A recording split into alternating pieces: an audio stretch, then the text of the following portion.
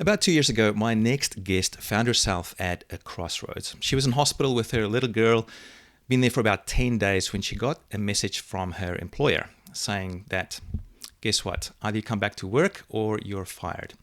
She was given this ultimatum, and then she made this decision to quit and basically took a chance on herself and building her own career. Since then, she's been able to gain over 777,000 followers on LinkedIn in just this very, very short period of time.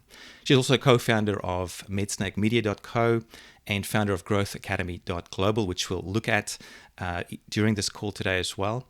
And additionally, and this is what really got me, she is the survivor of childhood stage 4 cancer.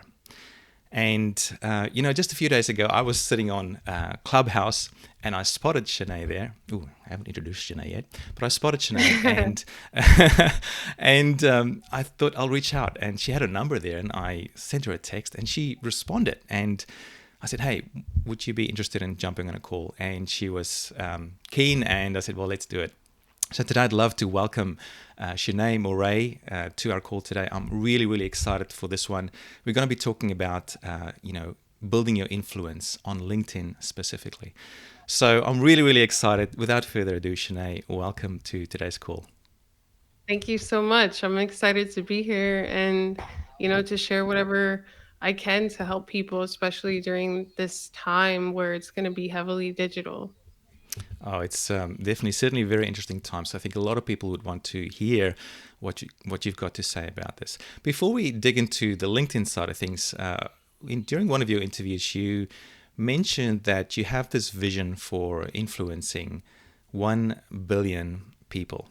Now, that's a pretty Yes. big vision. Tell me a bit more about that, and why is that? What's driving you for doing that? I just think it's really just needed in the world. A lot of people are looking for someone to help them, whether it be giving them daily inspiration, giving them daily practical tips that they can use to not only just start a business, but just find more fulfillment, have more success within their business, learn how to network. I mean, I talk to some college kids sometimes because sometimes I speak at universities, and they've never even been taught like basic networking skills or basic communication skills, basic strategic skills on how to connect and provide some type of value to influential people that could help them, in their career path or just growing a business in general. So I think that it's definitely needed. And what I'll say is, actually, on Clubhouse the other day, Grant Cardone shared that his whole business changed when his goals changed. So for a long time, over 15 years, he always had like financial goals for his business. And him and Jared, I think, have been like growing his personal brand with their team for over 10 years now. And what he was talking about was, in like the beginning of growing his personal brand, they made a switch. So instead of just having financial goals for the business, his goal became to be known by 7 billion people. And once they started going after that goal, influencing 7 billion people, getting his name known by 7 billion people, then everything fell into place. He never questioned marketing again. He never questioned going all in on YouTube and all of these social media platforms. He never questioned, putting the time aside to create content and building a community. And that just doing all of that has driven the profitability of his business, a thousandfold since then. So I think that the more people that know you, obviously, the more potential for business, the more potential for impact, and the more potential to just do good in this world while we have the time to do it. Beautiful. So I might want to dig into that a little bit more. Why 1 billion and not 1 million or 7 billion for that matter? You know, I don't know. I just chose 1 billion. Once I get to 1 billion, like I'll probably be like 7 billion. But for me, it was just that number. 1 million is too small. 1 billion is probably too small. You know, I've had over 250 million views this year, probably uh 10 of those, like probably 20 million unique people having seen my content, or 10 million unique people. Um, and so it's just the beginning. And that's just something that's happened in a year. So imagine 5 years, and imagine with like consistency and compounding that effect. It's definitely just what I have in sight. I just chose the number. Well, it's totally within reach, and I think especially with so many people that's jumped not just online, but actually using it actively for communicating now, like Hmm. through Zoom and whatever else. It's Hmm. just been taken up a notch, which is incredible. So that's really interesting. So I'm also intrigued about your past, and I think how it's influenced your life and what you're doing now. Because I mean, you started off with, well, I'm not sure if you, well, at some point 2 years ago, you had a job, and Yes. then you had that incident with your little girl who was unwell. And of course, I just saw a video of her this morning. She's very healthy and well again, which is great to see. But tell me, how did your past, with having childhood cancer and stuff like that, how did that affect you and change you for and prepare you for what you're doing right now? I think that it definitely affected me in the sense that my childhood, sometimes I don't want to say I was sheltered, but imagine, my mom almost lost me as her child. So she was a little bit more protective of me than, let's say, my younger sister and stuff like that. But it also, um, I had to rest sometimes, like my kidneys would hurt. And so I read a lot when I Mm, would rest, and I love books. So that really like fostered this like love for books, and I would also write a lot. So in a sense, like that really allowed for me to just have a love for books and reading, writing, and just learning in general. Where other children just like could go outside and play and do whatever they wanted, I couldn't sometimes. So uh, I think that definitely like prepared me to have like this love for learning, and also just seeing a lot of suffering like early on.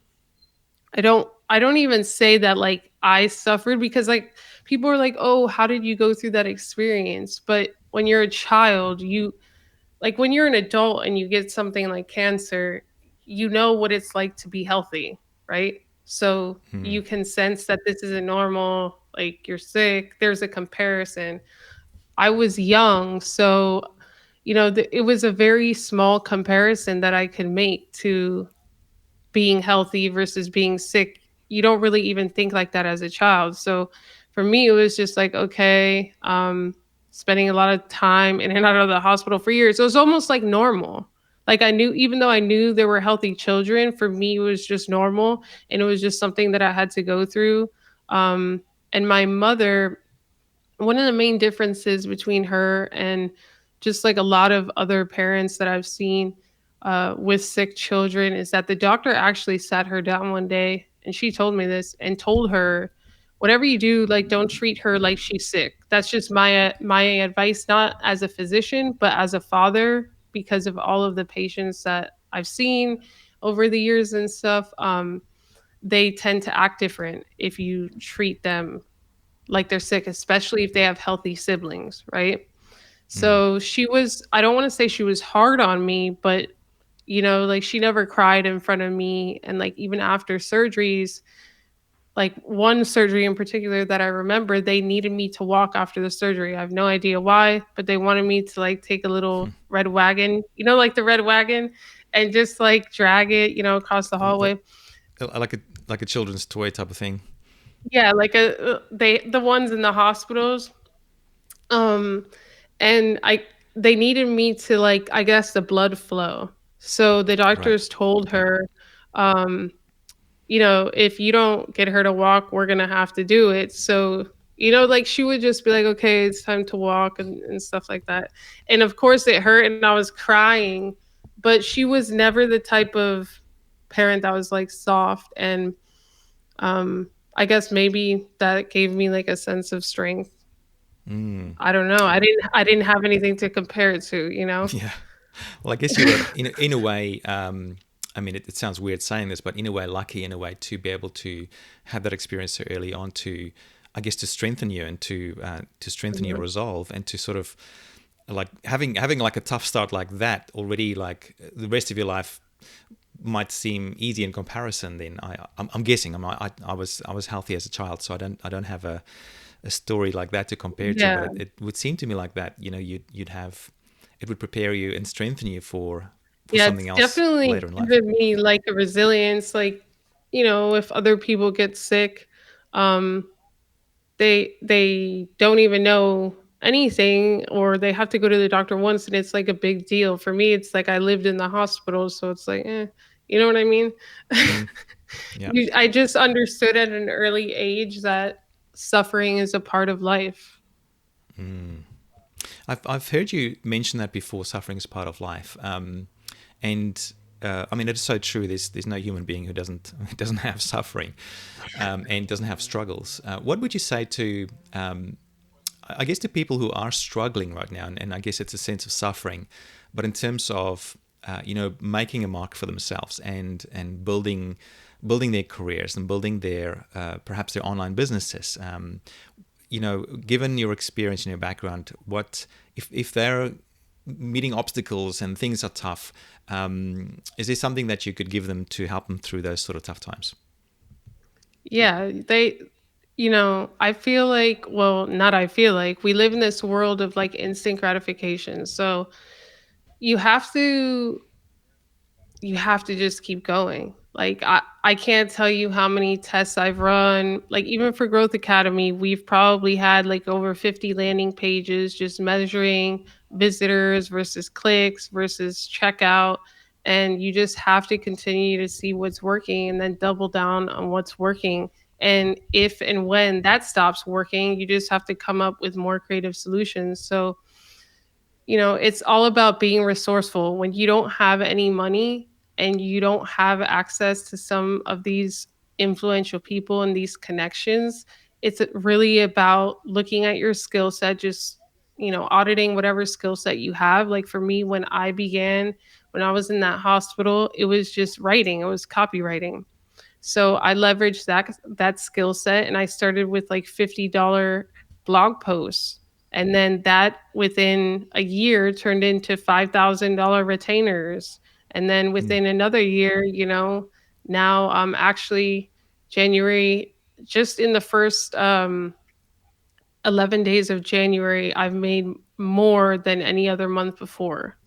So, that's awesome. but it takes time. Like, I feel Mm, like people want it to happen overnight, and it doesn't, and you have to get around the right people. So, another thing that I see that a lot of people aren't willing to do is they're not willing to sacrifice certain relationships, certain habits. Um, and without sacrificing those things, you can't make room for better habits and better relationships. And mm, that's truly what it is. You have to get around the right people because your learning curve will be cut tremendously if you do. mm. Awesome. So I think that's a really nice segue to take us into your LinkedIn journey. I mean, a couple of years ago, I think I don't know, maybe a couple of hundred followers there, not many. And then I forget the stats. I think you just posted the stats recently on LinkedIn, Yeah. but like in the first year had X amount, and then the next year is like way more, and now you're over, almost close to 800,000 followers there. Take us through that journey and what actually happened. I mean, were you just kind of lucky, or did you do something specifically? What actions did you take to help you grow? Because I mean, sure, there was, and here's the reason why I'm asking this question, because with LinkedIn, I noticed there were two groups of people when it came to video in particular. There were Mhm. some who just got this instant fame through LinkedIn using video in particular because they were really pushing it, and but then they died down. Like they got this sort Mhm. of push from LinkedIn, and then they died down, and nothing happened. And then there are others like you who also perhaps got some benefit of that. I'm not, I wasn't there during that time, but then there was more, because the LinkedIn changed the emphasis on video quite a bit, and it's not like you back down. Like, I think last year was Mm-mm. your biggest growth when, I think LinkedIn Yeah. wasn't as attentive to video. So take us through that journey and some of the things you Mhm. did and the mindset also in terms of what you did to get where you are today. Yeah, that's a great question. So people, this personal brand thing is kind of like a hot buzzword right now. And people are like, oh, how did you start your personal brand? And when I started posting videos on LinkedIn, I did not have a personal brand in mind. For me, it was a test to see if I could close business faster because until then, for my freelance writing clients, I was always having to rely on outbound messaging strategies. So I would cold message people. I would, send 200 messages, maybe get two appointments, then have to convince them of my value on each call, then have to follow up with them for a month just to close one deal. And that was exhausting. So for me it was just let me see if I create some content and let me see what happens with sales if I could get more clients because I wanted more clients. I was, I definitely wanted more clients at that time. So I just started sharing my story. I made my first video, and my first video was just around like, "Hey, my name is Shanee," because a lot of people were pronouncing it wrong.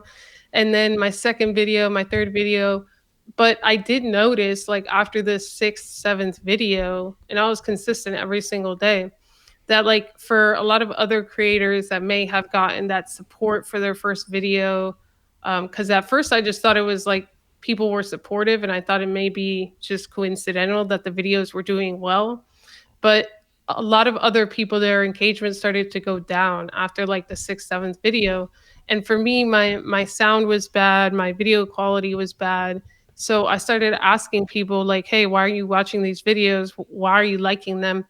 And people would always say the same thing, oh, it's what you're saying, So I just kept sharing my message. After about 2 weeks, I closed my first client that for a $4,000 retainer, and it was an inbound client who just happened to see a video, and I was like, okay, this is like there's something here that works for business, because I didn't have to message this person; they messaged me, and I closed the deal the same day.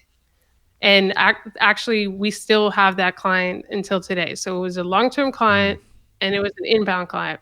Then I started getting more messages. So my first like month of video or first 60 days of video, I probably closed 5 inbound clients. And the span of me having the intro call with them versus closing, like to close, was 48 hours when with outbound messaging, it was weeks or a week. Wow.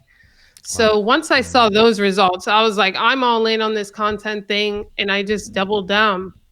So after my first year, I had like January of 2020, I had like 57,000 followers. So my first year of straight content creation, I got around 60,000 followers. And then from January 2020 to January 2021, have almost 800,000 followers. That's incredible.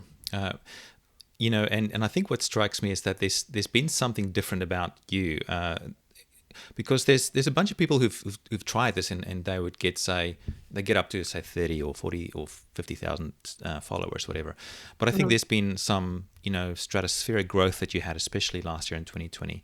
What do you think made the difference for you? Was there one thing or a few things in particular I've that just you been think made a extremely difference? consistent. I've been, Consistent. yeah, So I've been talk extremely. to me about what do you mean by consistent there? Like consistent with publishing content, or like regularly every day, every minute, or what do you mean there by No, that's a good consistency in question. particular? Mm. So I I don't get complacent is the best way I would put it. So if I grew with one post every single day, if I kept seeing results, I try to get better month after month. I don't like just be like, yeah, I'm like kind of doing great on LinkedIn and get complacent, your engagement falls and you slow down. So I don't allow that to happen. If that requires one post a day, then so be it. That requires 5 posts a day, then so be it. So I just track. Another thing that people don't do, they don't measure their progress. They don't track their numbers. So if I don't do better this month than last month, then I go to the drawing board and I say, okay, what can I do different?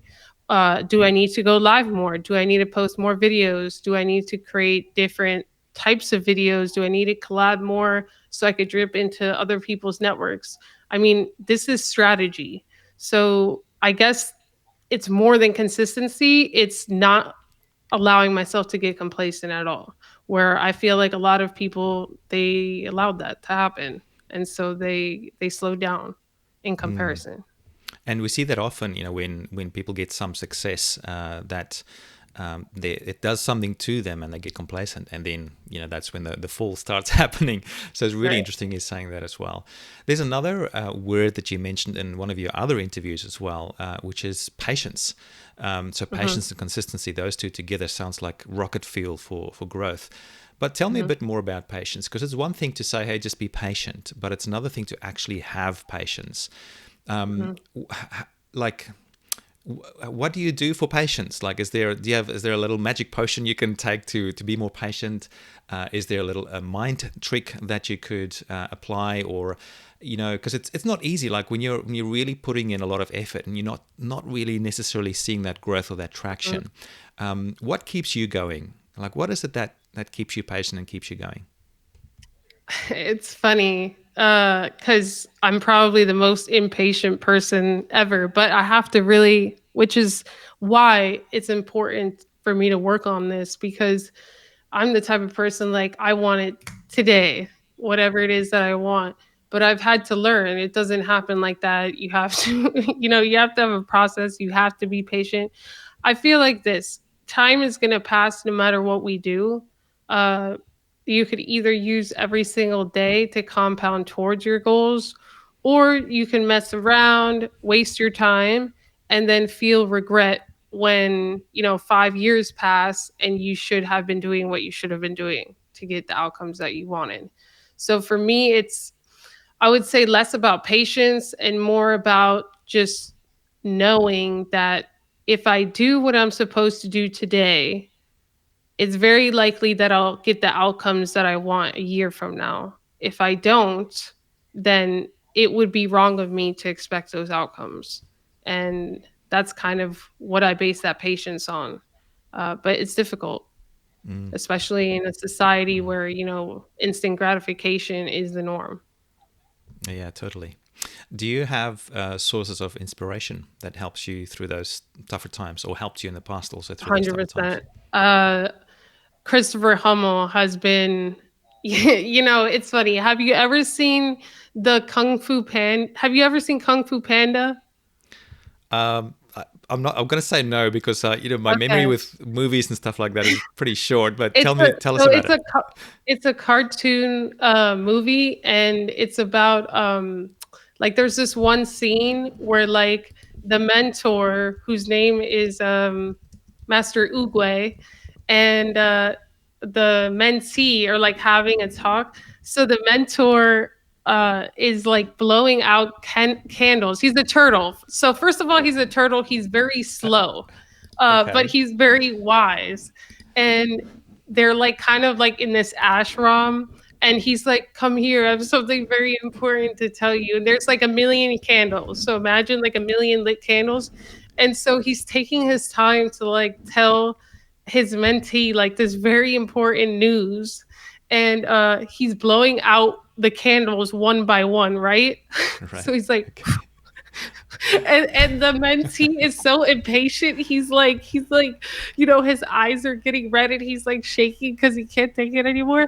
And then Right. so he just goes like this and like just blows out all the candles at the same time because he's so impatient. So that would Right. that would be a good representation because Mm. you know Chris is extremely patient, not just like in his life with his results and stuff, but with people, like networking with people. Like he'll give and give and give and give and give to somebody and like be patient to watch them change and you know, um watch them kind of like go through their own journey and stuff. And I'm like less patient with that. So I've had to learn that. So to answer your question, definitely Christopher Hummel has been like, his mentorship has definitely guided me the right way. Mm. Well, I would love But I to have to research send you that Chris clip. a bit more. Yeah, I was googling Kung Fu Panda here and found a few little images here. I haven't seen the movie, but it looks like one that It's I definitely so have to watch with our funny. children. It looks awesome. They would love it. Yeah, awesome. Now we're always in search for great movies for our children. So thank you for that recommendation.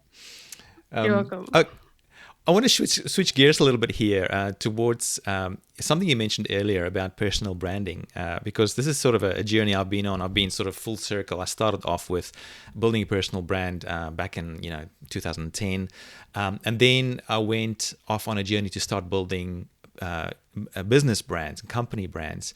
And more recently, I've been looking at building the personal brand side of things again. So I've Mhm. got my view on the the difference between the two and the benefits of them. But I'd love to hear your thoughts on it. Like if someone say has a company, Mhm. is it still worth for them to build a personal brand, or what is the case for personal branding for both someone who's maybe selling personal services or their own information products, but also then comparing it to say an entrepreneur who's got a company or a company brand? Is it also worth them building a personal brand too, and why? 100%. Because even though you could have a successful company, it doesn't that having a successful company is not enough leverage these days. It's just how, if you want to get in front of certain people, if you want to have what I call social capital. So there is something called social capital, and the returns of that can be very difficult to, let's say, measure. So let's just give kind of an example that I heard the other day on Clubhouse. The other day on Clubhouse, there was an influencer who said that, like he's been creating content for a long time, and it just so happened that a banker like had been influenced by his content, blah blah blah, and that banker like just introduced him to like this hedge fund guy that got him into this investment that it was like crazy returns. So what he was trying to say is like it's very difficult if you impact somebody's life over and over again with your content, and they just connect you with somebody who then may connect you with $1 million deal or $30 million deal. Like, how do you measure the impact of that? So what I can say is that the only reason that people like Grant Cardone and, you know, the mayor of Miami, who's going to be on the podcast next week, and some of these highly influential people, I can't give them money. I can't, I can connect them with people. They see the size of my network, they see the social capital that I have, the impact that I'm making. And so they say yes to me being able to Mm, interview them on the podcast. So that type, and when people say views and visibility doesn't matter, they're wrong. Because if I didn't have my network, if I didn't have that visibility to offer them as value, then they would want nothing to do with the podcast. So that social capital can be leveraged to get in front of highly influential people that could potentially offer a life changing collaboration or opportunity, or maybe offer someone an introduction to someone within their network that could also offer the same thing. So um, it's just important. It depends what somebody wants. If somebody just wants money, running a successful business is enough. If somebody wants to impact people, then they need social capital. I love that distinction. I don't think I've Yeah. heard someone say it like that before. I mean, it's true though. Totally. uh, it's just, I know very successful people. I know people over $100 million that don't even have social media accounts, and they don't want it. That's not what they want. They don't care. Their way of making an impact is writing a check to certain, charity foundations, and that's enough for them. But there are just the same many successful people that have had their success and they still don't feel that they've made enough of a difference, and they still don't feel fulfilled, and they want to make an impact. They want to share their story, they want to share their message, they want to help people change and grow and stuff like that. And you need social capital to be able to do that in this day and time. So it just really depends what somebody wants.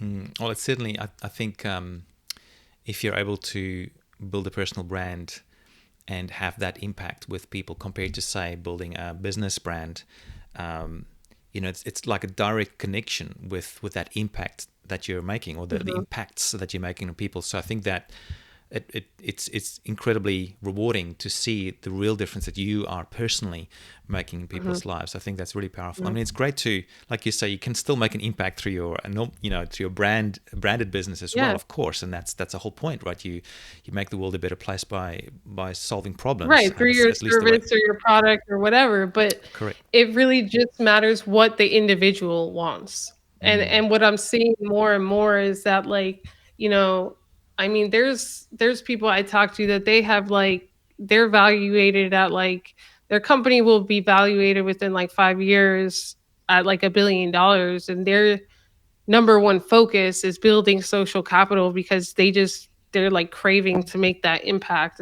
and to be able to write a book that turns into a bestseller. I mean, it's crazy, right? Because 10 years ago you kind of had to write a book to then build a community and all of that stuff. And today, this is how important social capital has become. You won't even get a book deal if you don't have a community already. Some models won't get contracts unless they have a following already. So these things really do matter, but it just really depends on what you want.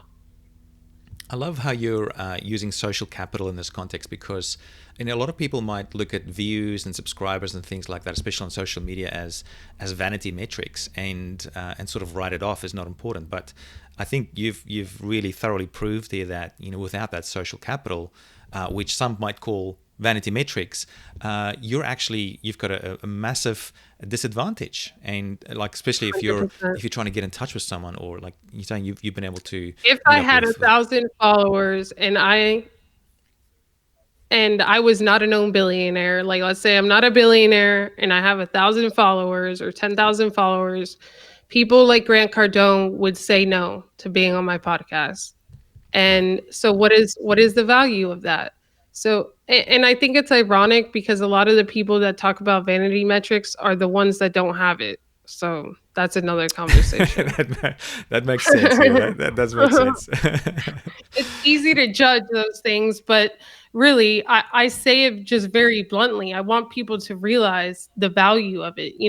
A lot of people, even in very successful businesses, that let's say they're not even as known as Grant Cardone, they need visibility right now. And that's something that anybody with social capital can come to them and offer them their platform, offer them their stage. And they'll say yes. And just getting in front of these people for 30, 45-minute interview, what is the potential value of that? So it I'm just being honest, it does matter. Yeah, that makes a lot of sense. All right, so let's talk a bit about personal branding then in terms of LinkedIn. What are some of the most important things for people to get right as they go on their journey to build a personal brand and to build the social capital, or the social currency to be able to build influence on a place like LinkedIn? They have to, before they even start creating content, they really have to understand how they're going to tie their story to what it is that they're doing today, right? So when I co-founded MedSnake Media, I said, I'm a cancer survivor, so I understand the healthcare space. I'm very passionate about it, and that's why I chose to go into healthcare marketing. When the pandemic hit, everyone was blowing up my inbox asking me if I had a program, if I had, training. And then that's why I created the Growth Academy. So before you start building your personal brand, you really have to be strategic in how you're going to present your story and make sure that it connects with what it is that you do today. So if you were raised in an impoverished environment and you're an accountant, you know, maybe the lack of money like built this desire for you to have money and to help other people get their finances straight, it has to be tied to what it is that you do. Does that make sense? And then the second Right. thing would just be to start sharing your story. Like, I don't really believe in creating content. I believe in just sharing stuff that happens daily or sharing life experiences, because it's the most authentic thing you could do if it's your personal experiences. And the third thing would just be to be consistent. This is where people will fall off the mark. I'll tell people, do a video every single day for 30 days. You don't have to get crazy with editing. Like, just don't even worry about editing at first. Your videos don't have to be perfect. Just share a story. And I'll give you an example. So the other day, and this could be a video. The other day, I was in the car with my mom and my fiance and Liv wanted lunch or something, and we were in a drive-through. And the my mom goes to pay. My mom is driving, and the car in front of her. So when she goes to give the person her money, the lady said, "Oh, the person in front of you paid. It was just a stranger." And my mom like just got so happy because it was like just like a small gesture that, like, who does that, right? So then she paid for the person behind her, and then the person behind her paid for the person behind them. And it was just like this Wow. like effect. And the people in the register were like, when is this gonna stop? You know what I mean? But That's but, awesome. like, Yeah. just sharing that, you know what I mean? Like, good people are still out there, and it makes other people smile, like random strangers. So I could literally just say that in a video and post it. Just taking, like, everyday experiences, tying a tiny lesson to them, and then just sharing every single day.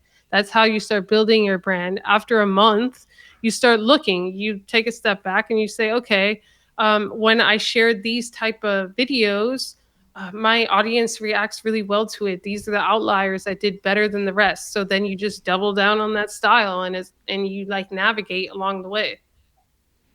That's awesome. But I mean, it was interesting when you just started telling that little story. Just as an example, something happened to me. Like there was some sort of an increase in engagement. I was like leaning mhm. forward a little bit and going, "Oh, she's telling something interesting that happened to her. I wanna find out more." And Yeah. that's always so interesting about storytelling. But I grew up in a storytelling family, and it always bugged me because I was the only one in our family that I felt that I couldn't tell stories. I just didn't know how, but everyone else just naturally did it. So for people like me, what sort of advice do you have for telling good stories? Just tell, like, don't even think of it. I feel like we put pressure on ourselves to like with the term storytelling. So it's funny because sometimes um okay, Shia Schneider on LinkedIn? I Uh do not. I'm okay, relatively so sort of new to LinkedIn. I've been on okay, so YouTube and other platforms. So he's a colleague of mine, and I saw him the other day for a work meeting with Chris, and he's kind of like how you're explaining. Like, he's like, "Oh, I don't know what stories to tell in my content," but like as he was talking to me, like just telling me what's been happening to him the last 3 weeks. I mean, I found like 5 stories in our conversation. So it's just Interesting. really about like paying attention to what may like be interesting or valuable to other people. So one of the things that he was telling me was that his friend during COVID, his dad like got sick. His dad went to the hospital, and his friend just could not get in touch with the people in the hospital. So he actually went on LinkedIn and he found like doctors that worked in the hospital where his dad was, and he messaged them to see if they could get like an update for him and for his family. And after a day, one of the doctors messaged him back and actually called the family to give him an update. So, I mean, he's telling me this like just like regular conversation. I'm like, "Hello, that's a post." Like, so Right. it's just like paying attention. It doesn't even have to be what happens to you, right? It could be like this. I could do a video about like that story that she had told me. It could be like what your kids tell you, your spouse tells you, your family, your friends tell you, or what you see. Like, do you see a manager treating their employee exceptionally well? Like those little moments, you just relate to the camera, and then it's a post. I love it. It's so interesting because I think there are some stories engage more than others, and if I'm like I said, I don't see myself as a great storyteller as such, but I have noticed, like, when I tell stories to our children, we've got three little children, and when I tell them stories, they get especially engaged when I tell stories about them and their past. So I'm not quite Oh sure how yeah. to bring this to being able to tell stories about your audience somehow, or something, something that involves them to pull them in more. But I definitely, I've noticed there's an even more increase in engagement when it involves the person you're telling the story about. So that was an interesting one. Yeah. No, it's interesting because kids do love those stories, right? The ones they can't remember, but you Exactly those know, ones, yeah. yeah, like even my mom tells me a million stories, and I'm just like, "Oh, that's cool." Yeah, they're beautiful. Okay, so we're heading towards the end of our call today, Shanee. It's just been incredible. Last question. If you could leave our viewers and listeners with a final thought of inspiration, for someone especially who's sort of maybe looking up to you, or looking up to the results you've been getting, and thinking they want to follow in your footsteps in that way, what would you say to them? I would say you just have to start sharing your story. I know it sounds so simple, but I tell people this all the time, and the percentage of people that do it versus the percentage of people that don't is dramatically different. I've had maybe out of thousands of people that I've told, maybe 50 have done it, and their lives have all changed. So it's just really about being consistent in the beginning. Not everything has to be perfect. Um, and you really have to look at it this way. If your story could inspire at least 10 people a week, don't even say a million or a thousand or whatever, 10 people a week, then why are you negating those 10 people of that inspiration? So it's almost like we have an obligation. Our stories could spark ideas, could spark life changing, motions, life changing decisions in other people that, we can't measure those things. That's what I'm saying with the social capital. Those ripple effects we can't really measure. But it's almost like, why would you negate that if you could? If you could share your story consistently and after a year have a life-changing effect in even one person's life, why wouldn't you do it?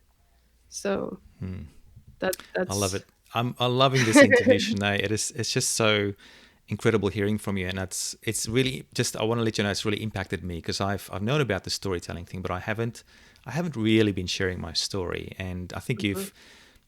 I think we try and make it too complicated, Yeah, I and know we do. mm, And listen, I love technology. I love, apps and measuring and analytics and stuff, but it's it's sometimes like it puts too much pressure on the person before they even start. So all of this editing and all of that, a lot of people don't even start creating content because they feel like it has to be edited like a pro movie, and it doesn't. So 45-second clips of little things that happen to us every day, eventually you gain the following, you close the deals, and then you could pay an editor, something very very affordable to edit your videos. That comes second. Edited videos are not necessarily good videos. They're not necessarily going to go viral. Think of all the viral videos you see on Facebook, LinkedIn, and stuff. 80% of them are not edited. They're just in the moment videos where somebody's sharing what's happening, and we make things too complicated. I completely agree. awesome. Well, I'd love to talk about Growth Academy global right now. Tell us a bit more about that, how you came up with the idea, and what it is that people can find out more there. I'll switch over to the screen share for that right now, so people can Yeah. have a bit of a look there. So it's growthacademy.global. Shanae, tell us a bit more about it. Yeah. So I actually came up with this idea because, like I said, when the pandemic started, I was just doing kind of done for you service for businesses. So whether it was a five or $10,000 retainer for big companies, we were just positioning influencers, leaders within their company, helping them grow several profiles, close deals, do the outbound messaging, all the content creation. But we didn't have something for an individual entrepreneur or business owner. So when the pandemic hit, I started getting bombarded with messages like, "Hey, do you have a program? Do you have this? Do you have that?" I started doing the research and I was like, "Well, nobody finishes courses. Like, who wants another course, right?" Um, and I was like, how could I do this different? So I added the accountability factor of I have live webinars where me and Chris do them together. And Chris has done over $100 million in sales. So we have like, the business leadership and the social capital leadership where we share with the members. And then also they get an accountability partner when they join, especially for their first 90-day goals.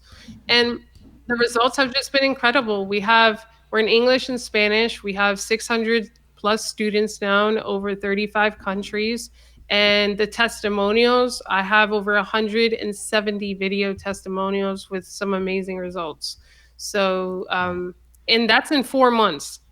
It just hit 4 months, that's all incredible. organic. And what happens if people go there right now? Is there a can they join now? Is there like a Yeah, they just have to fill is it out a open? form. Yeah, they just fill out a form and it's like they should, yeah, it should go to a forum. All right. Let's see.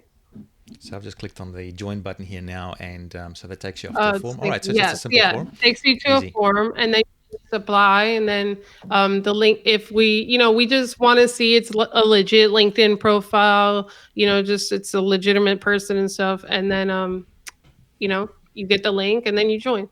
And we have a private Slack community where everyone communicates and all of that, and it's awesome. That's really awesome. So if you're interested in checking that out, it's at growthacademy.global. Please check it out. If you've enjoyed our conversation today, I really encourage you to check it out. I'm certainly going to be checking out myself as well.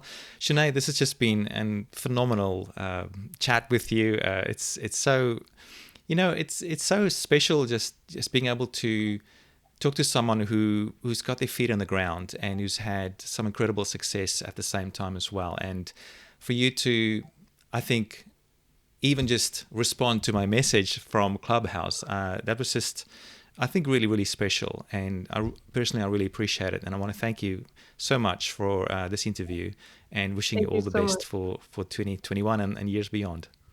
Yeah, likewise to you and to your family. And thank you for the opportunity to share my story, share my message. And just for anyone listening, it doesn't matter how successful someone is. I still feel like I'm in the beginning of my journey, but humility is very important. It's probably the most important characteristic that I look for. I don't care if you're a billionaire or a trillionaire, whatever.